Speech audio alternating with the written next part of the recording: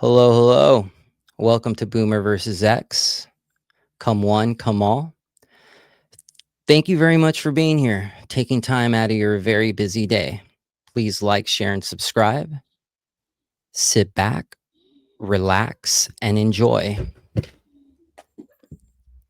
Boomer, how are you? I'm doing all right. How you doing, Gen Xer? I mean, Yeah, thanks the audience. Thanks, actually, for coming back. We appreciate it. Yeah, thank you very much. You know, every like, share, and subscribe that we get adds an extra 6 months to Boomer's life. Yep, it does. So, Boomer, Yes. I got some bad news for you. Oh yeah, you do, Slacker. What is it? Have you ever heard of a woman, a pro-life activist that goes by the name of Samantha Craven? No, I don't keep up with pro-life activists. Well, Samantha Craven, she does this woman on the street bit where she interviews people about abortion and pro-life and what side who is on and whatnot. And she was physically assaulted by this woman. Yeah. And apparently the district attorney, Alvin Bragg, threw out the charges. Yeah, Mr. Chipmunk himself. Well, this was the incident. You sound dumb as okay. It does, because even as teens, people explore. And it's like, as funny as you want to be, people should still have the choice. So you went from saying that my outfit was really cute to saying I'm an effing idiot. That's so mean. But I think that your point of view is very obstructed. And I think that you just don't understand the magnitude of having a child. Yeah, well, I'm not the one who admitted they would be okay with killing babies in foster care and killing children that have been abused. That's not the point. What I'm saying. That's really... What's wrong with you? And that was the incident. Welcome to a New York Democrat. that's they're spoiled children. If they don't get their way, they break your toys. It seems to me that it's open season on conservatives. But Arthur, you probably don't remember Operation Rescue. I do, because they made the headlines throughout the 70s and the 80s. And they were a pro-life organization. In fact, they had a couple of Supreme Court cases on those guys because they were very aggressive, extremely aggressive with those poor girls that were there at the clinic. And they didn't know if they were there to pick up a prescription for their grandmother or to have an abortion. And they were very aggressive. They got in their faces and they blocked their way and they yelled at them. They yanked at him. So I don't know if this is tit for tat, but I remember the abortion murders when they would murder abortion doctors. Nobody remembers that, but abortion doctors were getting killed and clinics were getting bombed from the right. What year was that? Oh, that must have been in the 80s. What year is it now? Oh, you're going to pull that game on me. Yeah, it's 2025. We're getting shot in the neck. We're getting beaten in the college campuses, beaten in the streets. And it all seems pretty one-sided to me, don't you think? There's fighting in the streets. The streets. We would play it, but we were going to get copyright. Yeah, we're going to get copy struck. Well, from my perspective, this is why you come to this channel, to get living history. You go to other channels to get written history. We lived it. From my memory, and this is just me, the vast majority of the revolutionaries were left wing leftists. So, and this whole thing today, he's a left winger. He's not mine. Well, did you claim them? Are they claiming Tyler Robinson? Oh, is the Democratic left wing party claiming him?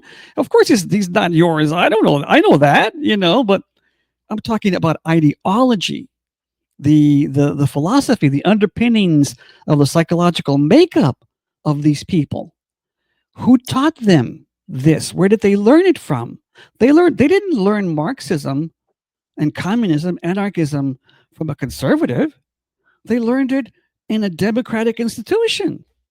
Like the colleges, like and not even so much the colleges, because this stuff starts early.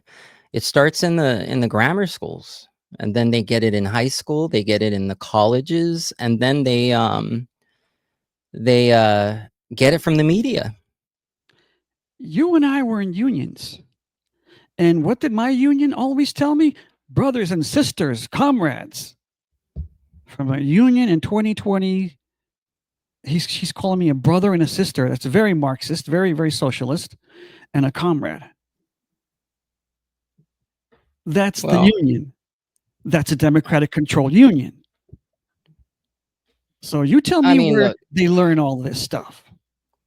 Yeah, I mean, it's clearly the educational institutions and the media. They just pump it in your brain.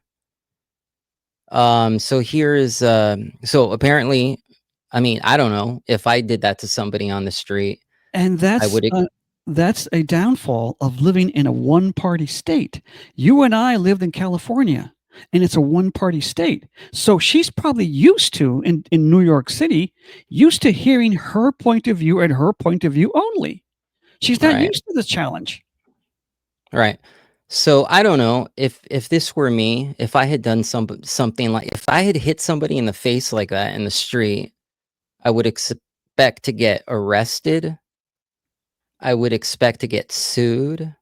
Essentially, I would expect consequences. But apparently, the district attorney, Alvin Bragg, threw out the charges. Threw them out. Welcome to Democratic hell. Welcome to the Democratic shithole. Okay. Apocalypse. Apocalypto. Dante's Inferno. Gavin's Inferno. Newscome's Inferno. You're right. Okay, let's hear. April 3rd, 2025. I, Savannah Craven N. Tao, was brutally assaulted in the streets of Harlem while conducting interviews on Planned Parenthood. The entire shocking interaction was caught on camera by my husband, leaving no doubt that the assailant, Breonna J. Rivers, was not only guilty of aggravated assault, but also exulting over her own vicious criminal act. Rivers was arrested and reportedly charged with felony assault. But after an interview with 2 prosecutors, I was informed that the felony had been downgraded to a misdemeanor, despite indisputable video evidence of brutal assault and battery, producing significant injury, trauma, and resulting in over $3,000 in medical bills. Over the next few weeks, the Office of the New York District Attorney, Alvin Bragg, infamous for its 2-tiered system of justice that favors criminals over victims, failed to pursue the case. On July 23rd, she's pissed, and I don't blame her. Arthur, I haven't seen a major piece of victims' rights legislation. You and I lived through the very last episode, and it was very short-lived, of victims' rights legislation. It's all been criminals' rights, prisoners' rights, gangsters' rights legislation. It's all of it. In my department, the probation department, it was an unwritten rule, but it was known that you would not talk to the criminal that we had there about his crime. And the reasoning about that is you don't want to mention a traumatic event. It was traumatic that he violated some little girl. It was a traumatic event for him. So I didn't want to remind him of it. That's dumbest. What the hell you do? Let's fill the audience in. You were a probation officer. I mean, a corrections officer.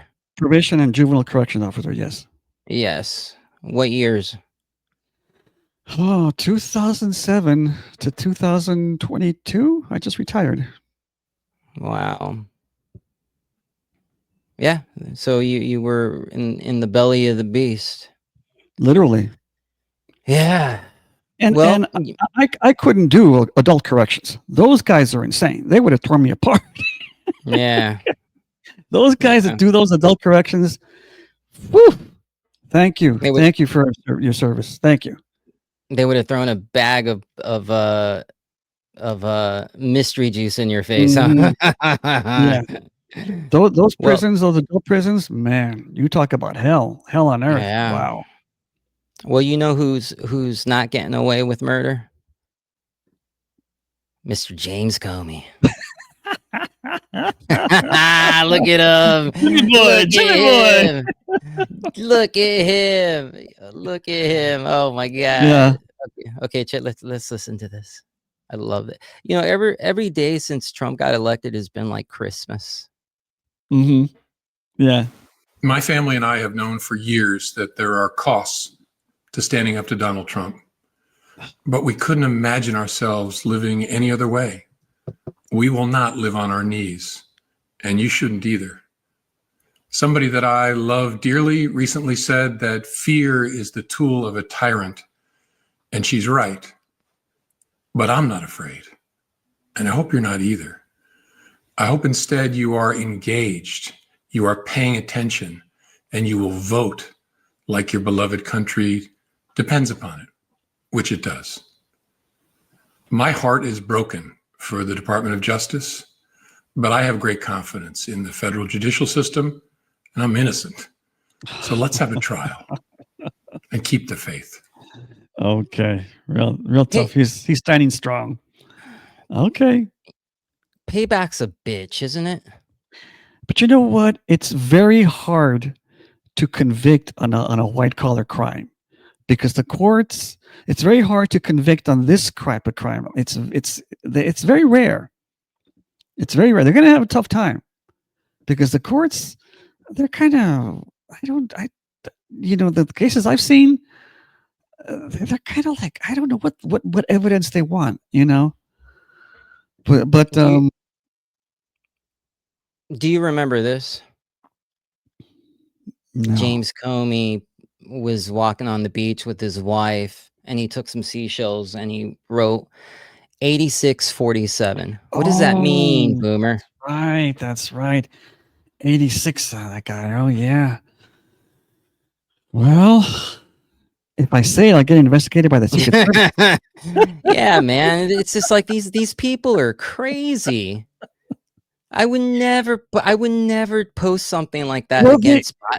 they made that show about him, the Comey Rule. I never watched it, but it was a show. Yeah. Yeah, I mean, I would never dream of posting something like this. Arthur, this son of a bitch knew everything was a hoax. Everything was a fraud. He was probably in on it in some way. Obama and Clinton, informed him of something. So, and this guy, he went on national news. I think I saw once where he was talking about Trump's P tape. Well, I think there's a P tape. But he knew it was false, and he went out there and he badmouthed Trump. So this guy, no, he's not as innocent. No. So there was a story. Apparently, Trump went to a hotel in Russia, and a bunch of Russian prostitutes proceeded to urinate all over him. And,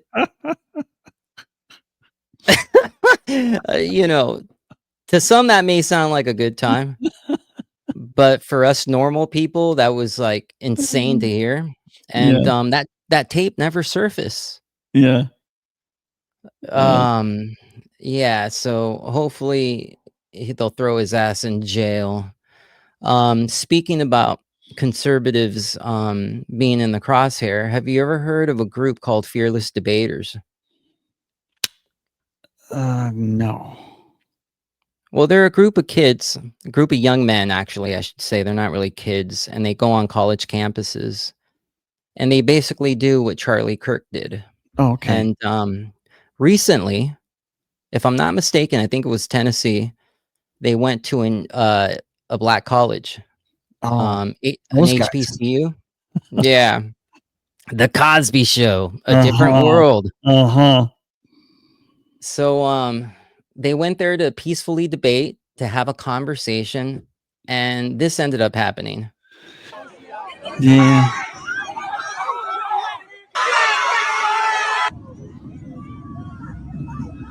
Yeah, they threw a drink up top. Oh my gosh, they threw a drink up top. Yeah. Oh, whoa. Did somebody just throw something in our car? Arrest. They just tried to hit the car. They're still hitting the car. Whoa! That was loud.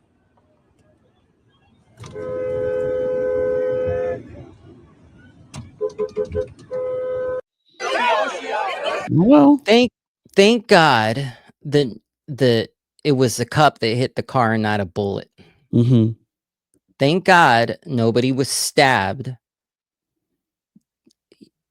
It's open season, man. And it's something needs to be done about it, because we can't just keep getting beaten and shot. It's not sustainable. I saw this video today or yesterday about this guy saying that Antifa doesn't exist. I can't join Antifa. I don't see the job listing. Where is it? I don't see it. Blah blah blah. Could you join the Weather Underground? No. Could you join the Sinhalese Liberation Army? No, you couldn't. I'm sorry. They didn't have a want ads. You know. Antifa is an idea. It exists up here. Remember Biden told us that? And if you look right here, one of the kids is holding a screwdriver. Why did he have a screwdriver for? Because he's black. He's a violent black man. What are you saying? Black people love to fix stuff on the run? Yeah. On the go? I guess. Hello, my name is Antoine. Do you need some fixing? But that is your African American Democratic base, right? And that is also Hispanic base, because we vote Democratic in the majority. Minorities vote Democratic majority. You know, and that is the result of the Lyndon Johnson welfare state. Because if you look at them, they're adults, they're over 18, but they act like 12-year-olds. It's the immaturity, the non-maturation of generations of minorities, blacks and Hispanics. Because you don't do that unless you're immature. And the welfare state made us as minorities immature. We're still living at the parents' house. We get Section 8 housing. We still have to depend on them for food stamps. We still have to depend on them for medical attention, Medicare, Medicaid, disability, welfare checks. That is that you're going to grow completely devoid of any sense of responsibility, any sense of self-independence. So you do not mature. And you've got generations of minorities, black and Hispanics, that haven't matured. And have you ever dealt with an ex-con just out of prison? Have you ever dealt with him? No, of course not. They are stunted. You're talking to a 40-year-old man, big buff guy. You're talking to a 12-year-old, because he's never paid taxes. He's never paid rent. He doesn't know how to fit into normal society, mature, adult, responsible society. That's them. And a lot of these guys, a lot of the men, I mean, they're overly emotional, quick to throw a punch. And I think it's a result of being raised in a household where there's no father. They're basically imitating behavior of their single mother. Yeah, and probably. There you go. You know, go ahead. And who just acts out impulsively? Teenagers, not adults. You know, and the Democratic Party has gotten so deep into the mind of blacks and black women, Hispanics, Well, look at the media. They're out to get you. They're Yeah. they're racist. They're discriminating upon you. They're Nazis, and they're going to lock you up. They're going to put you in a concentration camp. All those are excuses. They're cruxes. They're Yes. they're an excuse not to mature, not to evolve, not to uh, go further. Well, In your life. they're meant to keep them dependent on Yeah. them. Yeah. And Lyndon so, Johnson knew exactly what he was doing. oh, LBJ, we're going to have those ninjas voting for us for all eternity. Yeah. So that incident reminded me of this girl named Elizabeth Eckford. Mm-hmm. And can you explain to the audience who Elizabeth Eckford was? Or Eckford? Well, she was part of that. She was part of several people in different schools that were. In fact, Kennedy had to call the National Guard on these guys. In fact, this is where George Wallace comes in. Those guys who don't know of George Wallace, he's a guy, segregation now, segregation today, and segregation forever. He Segregation forever. Segregation forever. He was he had that accent. Yeah, he had that accent. Yeah, he was from Alabama, I think. Alabama. Georgia, Alabama, somewhere in there. He got shot. There's another assassination attempt that we didn't cover. So he stood in the courthouse in the school door, not letting little black children into the school, and this was very common back then. And if you notice, it was all whites, and they were all what Democrat. Yay, Democrats. It was a Democratic. Bull Connor, the notorious sheriff, was a Democrat. He became a senator. Oh my God, I forget it. The bad guys, and let me profoundly say this: the bad guys, the evil empire, has always been the Democrats. It was Democrat whites here, and it's black Democrats today in 2025. What do you guess? The 9th student, Elizabeth Eckford, had missed the call to gather with the others before school. Elizabeth Eckford walked alone and met a mob.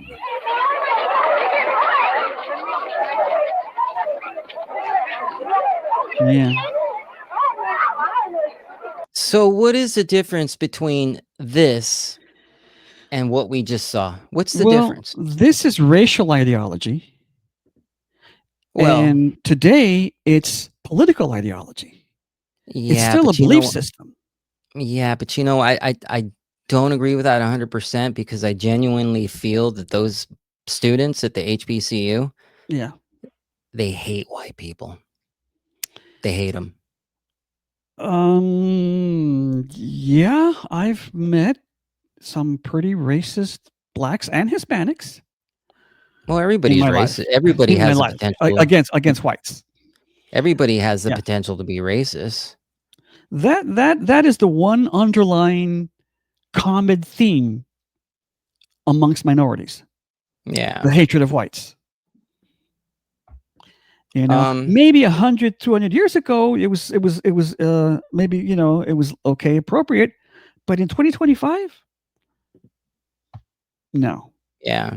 Let's I think all of this, I think the Democrats, they're all in a cult. So let's see how let's learn a little bit how cults work. What do you say, Boomer? Let's check this out. We have what I hope is a fairly clear definition of what a cult is, and it's made up of 5 characteristics. But by far the most important characteristic is that a cult, as far as we're concerned, is a group that uses techniques of psychological coercion to recruit, indoctrinate, and retain members. Now, these techniques are sometimes referred to as brainwashing techniques. They're sometimes referred to as mind control techniques, and more recently, radicalization techniques, because we believe they're much the same as the techniques used to recruit someone into terrorism.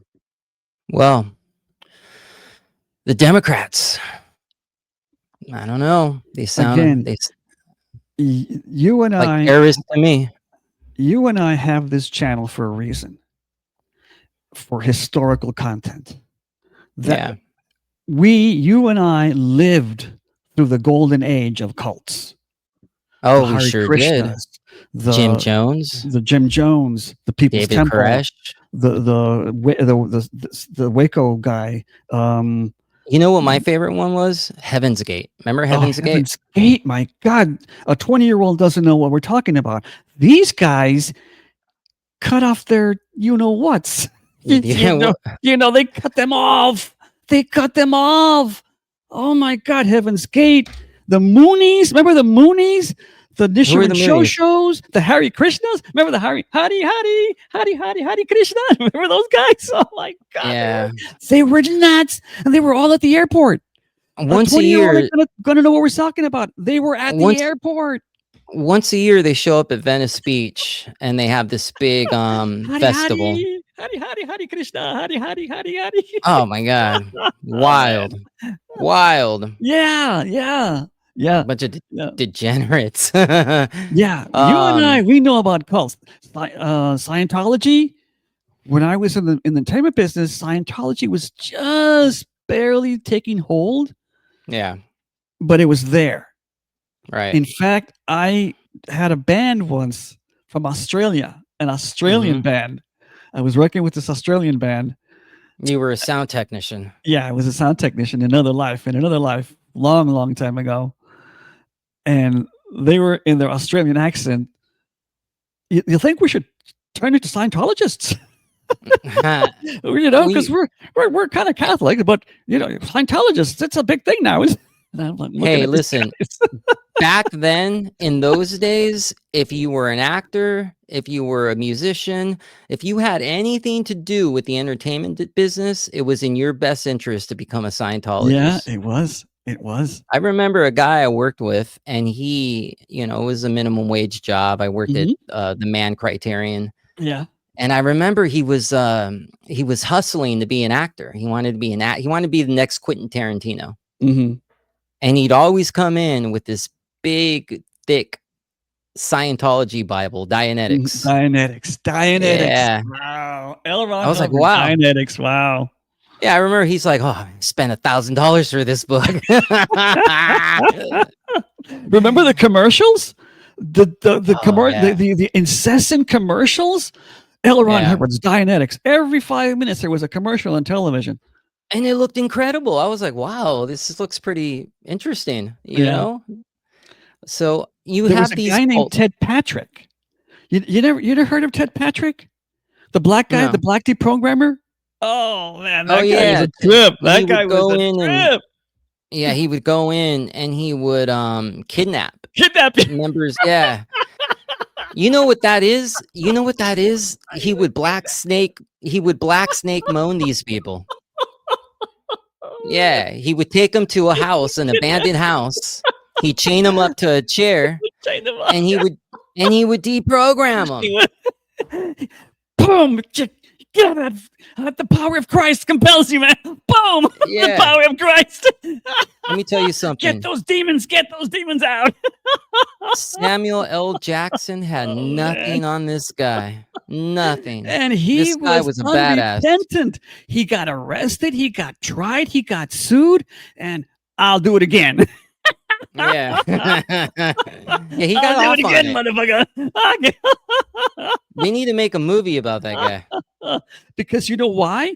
His own son got hooked into the Children of God, the child violating cult, if you know what I mean. That's why he was so angry. So, you look at these cult members and you look at what they've done to our society. It's clear that our culture has been subverted. I wanted to show you something. This is Ben Affleck and Jennifer Garner's daughter. And she gave a speech and she demands everybody wears mask. Let's get a little load of this. Of the highest order to look children in the eyes and say, we knew how to protect you and we didn't do it. We have access to a technology to prevent airborne disease, something that millions of our ancestors and millions of people around the world today would kill for, and we refuse to use it. And I shudder to think of where we will be in another 5 years of unmitigated infection and reinfection. But let me say on the topic of generational memory that while I imagine no one in this room was alive in the time of Jon Snow or Ignaz Semmelweis, many of you fought the long and hard battle against indoor smoking. My only memory of that era, at almost 20 years old, is being confused as a child about the no smoking signs on planes. Who would do that? That's gross. My hope for this event and my belief in this community rest on the belief that we can and we must do that again. She's crazy. Well, look She's where she was nuts. raised, in the Affleck home. I wonder what goes on in there. Oh my God. Yeah, I'm just saying. I don't know. Yeah. And look where she's also raised, in Hollywood. Yeah. These people, you and I, anybody who lives in California on the West Side, we see celebrities, but we always see them from the outside. You know, we always are nibbling right there, looking in the window. These people live in a world of luxury, of fantasy, of dreams that you and I can't even imagine. The normal person can't imagine the life these guys live in. Oh, And they're so detached from you and I, from reality itself, that who knows what fantasies she's been raised in. Oh, She Ben probably went to Affleck's Westlake running Harvard. around. She Ben probably went to Affleck's Westlake Harvard or Beverly Hills High or Pali High. Ben Affleck's walking around chasing poontang. You know, Jennifer Garner's getting her enrolled in Crossroads. Crossroads? Yeah, people don't know what we're talking about. Yeah, but these are elite schools. Yeah, you got to have a elite. black steel credit card to be able to go to these schools, and you know, they're left wing indoctrination centers. Get a load of this. I want to show you this. Let's see. Oh, sorry about that. It wasn't working. So this guy goes undercover to a furry convention, and here he is interviewing a furry.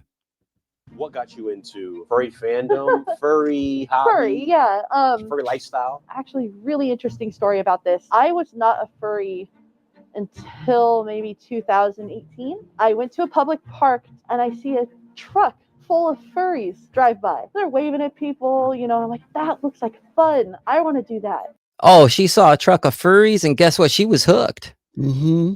By the way, please like, share, and subscribe. And I also wanted to note this footage I'm using right now is from a channel called Love Live Serve. Go ahead and check him out, because he's pretty cool. That. So I kind of just jumped into it and started looking it up. I looked up werewolf costume, and then it led into furries, and then I was like, I didn't know that they could just make these, you know? Then I just became a furry. I mean, it was pretty easy. You know? Wow. Can you describe this specific character? This is Scout. She's a hyena. Very custom character of mine that I really put a lot of thought into, with the colors and the fact that she's a hyena, you know, kind of based off of me. You resonate with hyenas because what you see yourself in them in a way, or? Yeah, exactly. You know, they're. So I don't know. This seems kind of harmless, right? But doesn't it get a little crazy? Like, haven't we heard of furries getting a little nuts? I mean, this looks like you know, she's just having a good time. Okay. So I don't know what to do with this. I don't either, but I just had to show it. People dress up in costume, Elvis impersonators. Right. You and I have been to the Beatles. What's their name? Rain concerts. Yeah. You know, they're Civil War reenactors. They dress up in costume. Yes. Is this any different? I don't hear. Let's keep watching. I think this is different. I just leaned into more of making him into this real life persona. Normally, I'm very secluded in real life, and I tend to be socially anxious. But once I put the head on, I can start to get a little bit more creative and more energetic. So I can. Okay, so I think I just figured it out. So the guy, this this cat right here is talking about how if he doesn't have the costume, he's not really happy, he's not confident.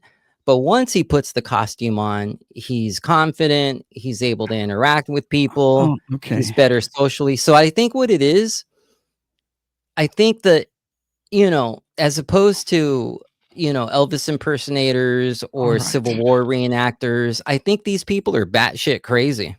Let me break this down. Yeah, break it down. So Elvis impersonators, the Beatles impersonators, they love the music. They love the persona. They love Right. the whole generation. Okay.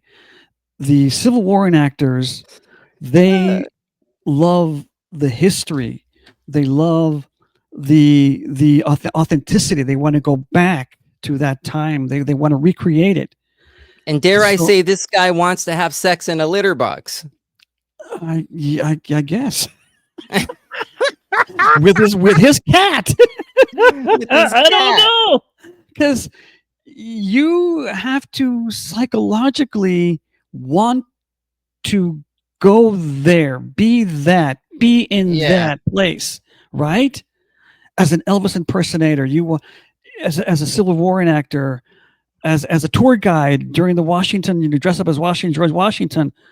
You want to be the persona. So you dress up like a cat because you want to be a cat?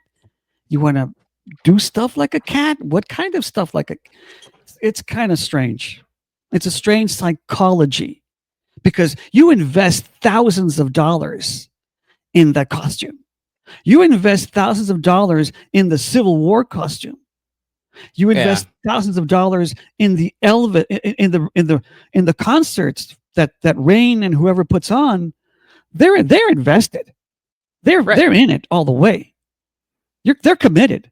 So these guys doing this kind of commitment with that investment, what's the psychology?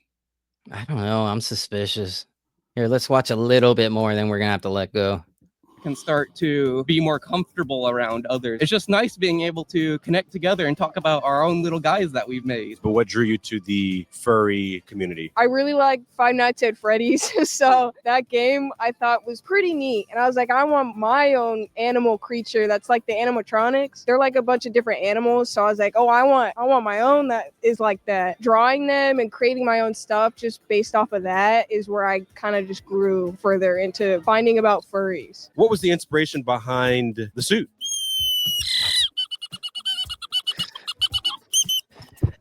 All right, man. I've had enough. Okay, that's enough. That's enough. Freaks. You know, some psychiatrist is going to have to do his thesis on these guys. Yeah. And go into some dark places on these guys. All right. Well, I'd like to say to everybody, thank you for watching, taking time out of your very busy day. Mhm. Before we go, I just wanted to show one last video. We had a comment a while back, and somebody was, you know, somebody had mentioned that, you know, mental institutions were awful, and that it's a good thing Yes. that they were, you know, gotten rid of. And so Yeah. I kind of wanted to share this video. It's from a channel called Neurotransmissions, and let's get a whirl. Patients. And those criticisms were right. Asylums were generally awful places to live at that point. They really seemed like prisons operating with a medical veneer. So it's no surprise that by the 1950s and 60s, there was a huge movement calling for their closure. Asylums were at their height in 1955 with about 560,000 people living in them. 500,000. Whoa. Things were about to change. Well, look, yeah, asylums, they are bad places. They're covered in feces. You know, they're awful. They're not pretty. Well, you know, I remember when I was a child, my father never told us, "Hey, gang, let's go to the mental hospital for vacation." That never happened. Yeah, of course they're bad places. Good God. Yeah. I was on vacation to a mental hospital. No. But you got to put these people somewhere. Yeah, you got to put them somewhere, man. It's just a fact of life. It's just a fact of life. People And look, are gonna have mental disease. Right. So if something isn't working, what you do is you fix it. You don't just get rid of it. Mm-hmm. Let's hear this. These facilities are not holding facilities or custodial facilities. So let me be clear that I am not nostalgic for the asylums of the 1950s, but we need to open up significantly more long-term inpatient psychiatric hospitals. We need to bring back asylums. What's the difference? But better. Look, man, I'm tired of getting punched in the face randomly by a homeless person. Yeah. I'm tired of not being able to walk my dogs down the street. Mm-hmm. I'm just sick of it, man.